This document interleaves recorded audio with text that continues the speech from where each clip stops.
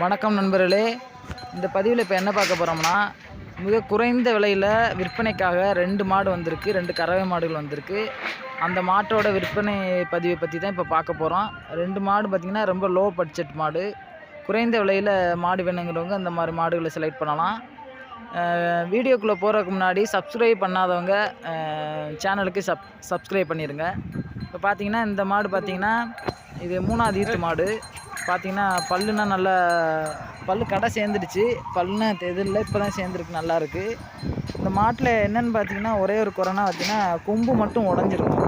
பார்த்திங்கன்னா தெரியும், ஒரு கொம்பு மட்டும் உடஞ்சிருக்கும், ஒரு கொம்பு தான் இருக்கும். இது ஒன்று தான் குறைன்னு சொன்னால் சொல்லலாம். மற்றபடி பால் பார்த்திங்கன்னா பால்னால் தாராளமாக கறக்கும். ஆனால் அவங்க வந்து எரை தண்ணி போடாமல் ஒழுங்காக தீவனம் இல்லாமல் கிடக்கிறனால மாடு ரொம்ப கிறக்கமாக இருக்குது. பார்த்திங்கன்னா தெரியும்.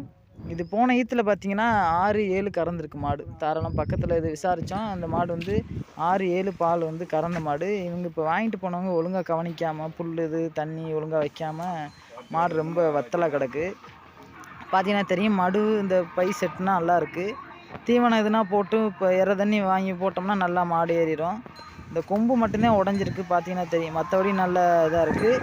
கண்டு பார்த்திங்கன்னா பொட்டை கண்டு போட்டிருக்கு. கண்டு போட்டு ஒரு 10 நாள் அவ்வளோதான் இருக்கும். 7 நாள் 8 நாள் அதுக்குள்ளே தான், அவ்வளோதான். 10 நாளைக்கு உள்ளே இருக்கும், அது அவ்வளோதான் இருக்கும். சீம்பால் முறிஞ்சு ஒரு 2-3 நாள் தான் ஆகுது.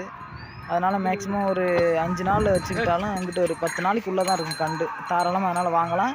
இதை வந்து நம்ம கொண்டு போய் நம்ம கைப்பக்குவத்தில் வச்சு தேர்த்தினோம்னா தாராளமாக தேர்த்தலாம். இந்த மாட்டோட விற்பனை விலைன்னு பார்த்திங்கன்னா மாட்டுக்காரவங்க வந்து 35,000 ரூபா சொல்லியிருக்காங்க. இந்த மாட்டு நம்ம வந்து அனுசரித்து ஒரு 30க்குள்ளே வாங்கினா தாராளமாக வாங்கலாம். ஏன்னா அந்த மாடு வந்து பால் தாராளமாக கறக்கும்.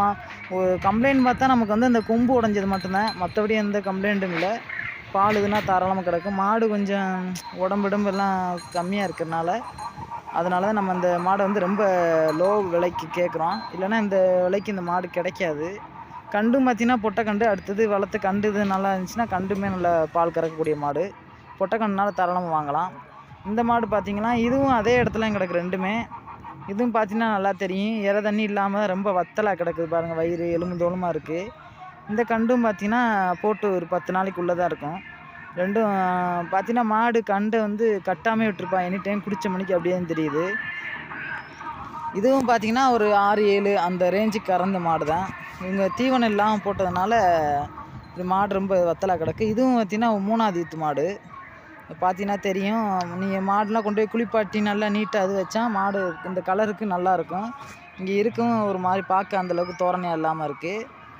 இந்த மாடோட விற்பனை விலைன்னு பார்த்திங்கன்னா மாட்டுக்காரவங்க என்ன சொல்லியிருக்காங்கன்னா 20,000 ரூபா சொல்லியிருக்காங்க. நம்ம இந்த மாட்டோன்னா கொஞ்சம் ஒரு 15 ரூபா 16 17 அந்த ரேஞ்சு கேட்கலாம். ஏன்னா கண்டு ஓட்டு ஒரு 10 நாள் தான் ஆகுது.